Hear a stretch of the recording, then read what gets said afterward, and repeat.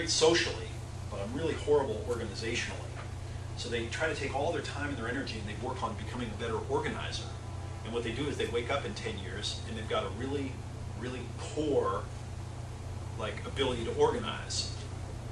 Or it's a little bit better than poor. But they didn't use their charisma or their social power to go and really make things happen. So we need to work on our weaknesses. It's important to work on our weaknesses and develop them. That's for just becoming a whole human. But when it comes to success, figure out what you're strong at, figure out what your talent is, and then develop that and just keep strengthening it, getting more and more and more powerful, and find others who have different strengths so you can work with them as a team. So strengthen your strength. Very, very, very important.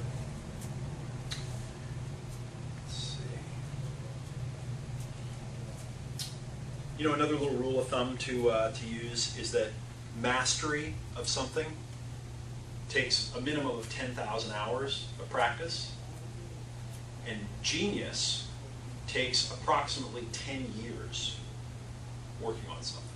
Okay, these are rules of thumb that come from several different sources. But if you if you read Malcolm Gladwell's Outliers. Yeah, Outliers. He talks about the 10,000 hour rule, and there are a lot of others. Talent is overrated, and some of the others are all talking about the 10,000 hour rule. That's where that kind of comes from. And then Dan Sullivan, who created the Strategic Coach, he's the one where I got the real realization that 10 years of working on something, that's when something emerges called genius, where you're actually operating in a different level, a different realm, where you can create on such a high level that it can be called genius. So don't get discouraged if in the first 6 months it doesn't work out for you. Stick with it. Most people do not have the vision to stick with something for 10,000 hours when it really starts to work. And most people really don't have the discipline and the focus to stick with an area for 10 years until they get into that flow state called genius. So stay there. Create lots of success for yourself. You're going to find that if you do, if you'll invest your 10,000 hours and then go on to spend 10 years or more, 10, 20 years making yourself highly successful, that will operate as an amazing building block that will then allow you to go on and be a world changer. So the third thing that we need you to do, all of us need from you, is we need you to realize what I call your purpose moment. Your purpose moment. And what I've noticed studying people who really changed the world in some way or changed human thought in some significant way.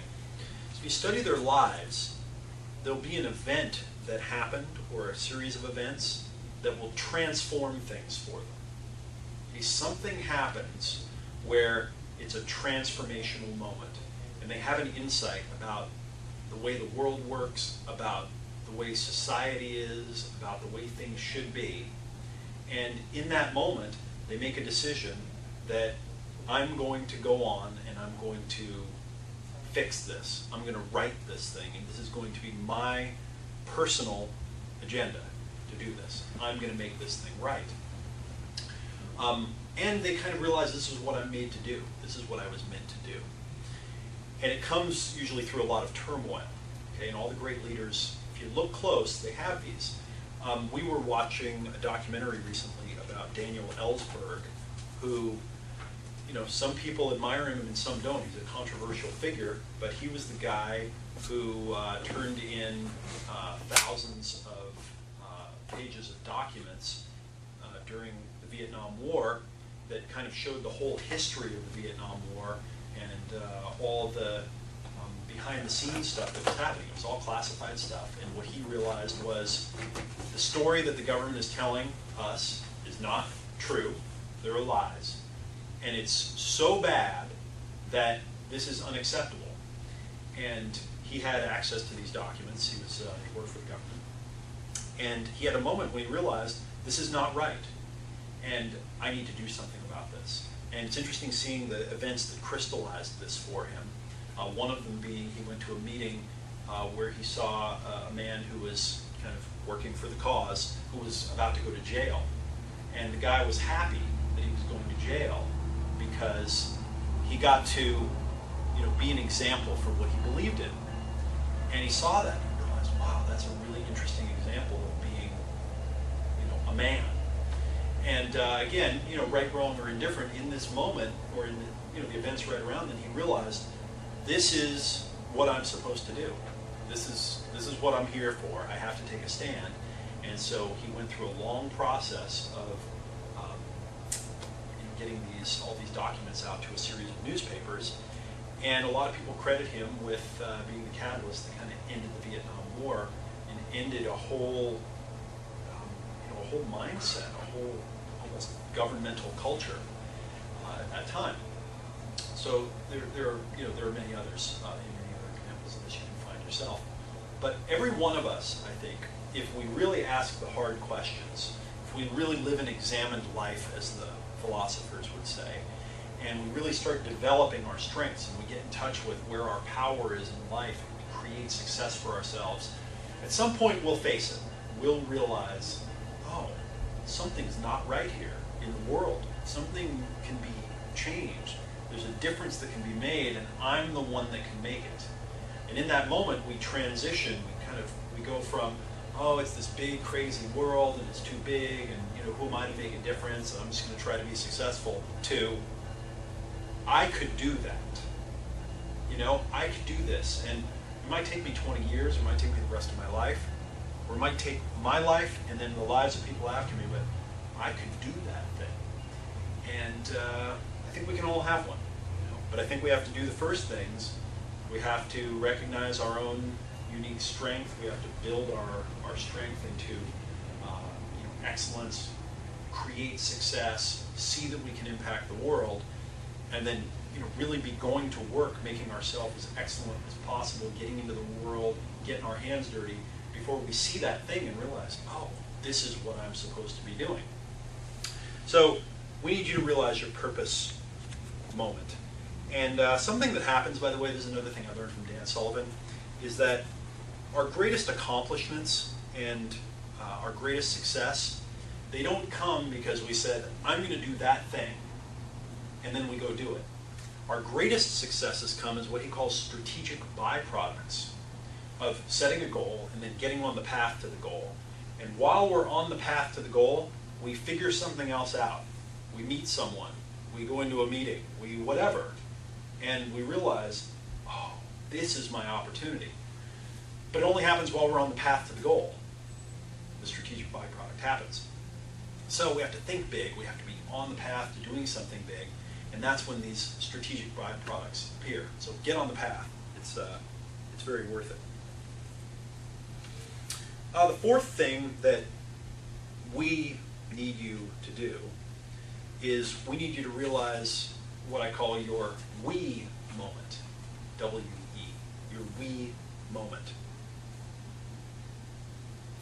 And the we moment happens when, as an individual, you have the realization that I am not just me, but I am a part of we.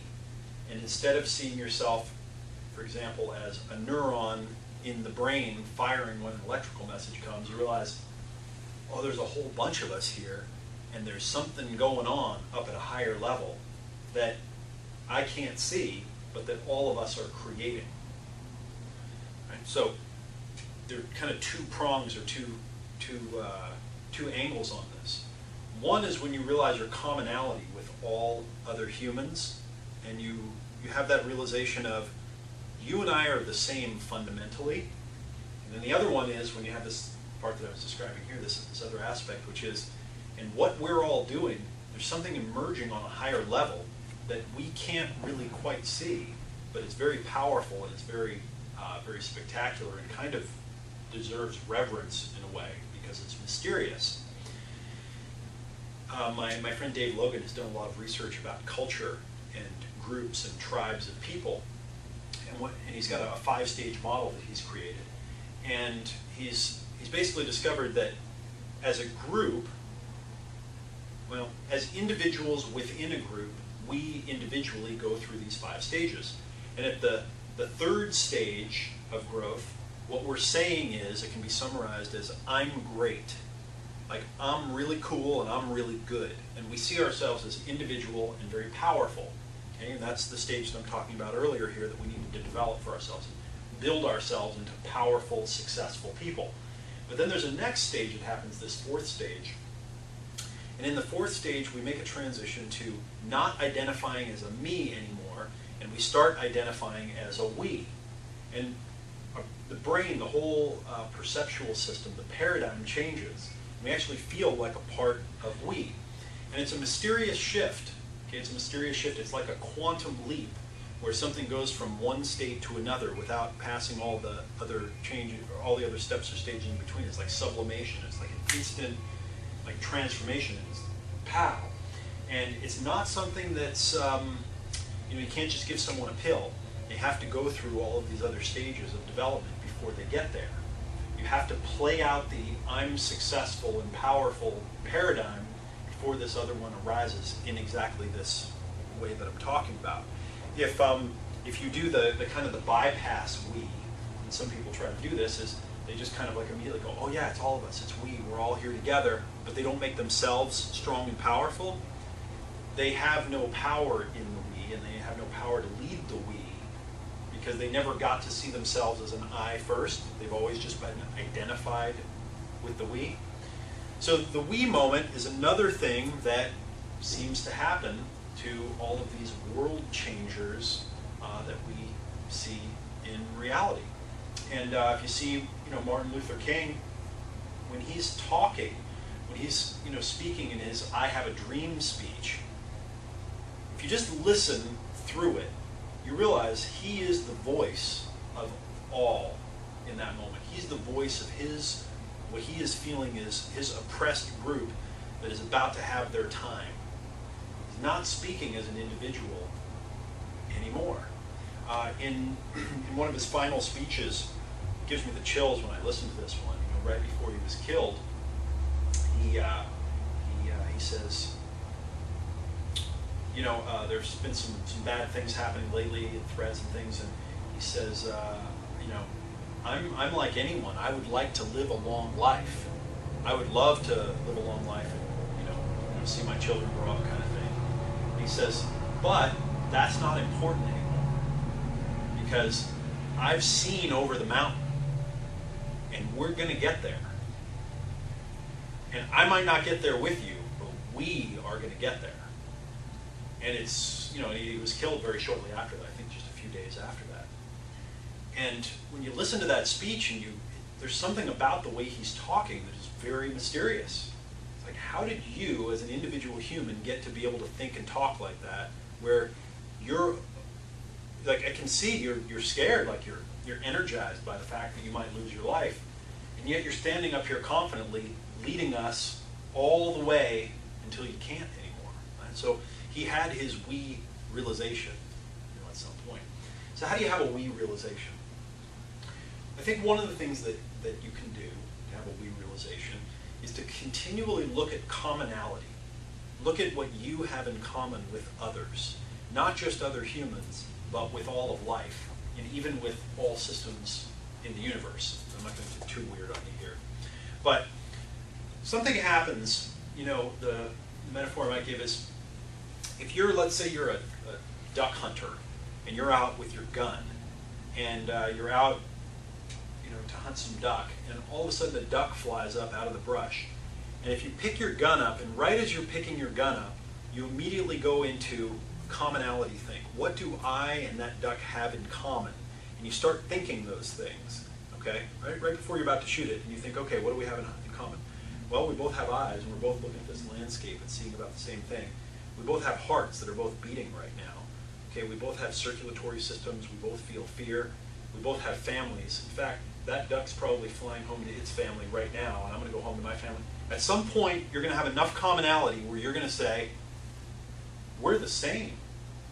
Like, we really are essentially the same,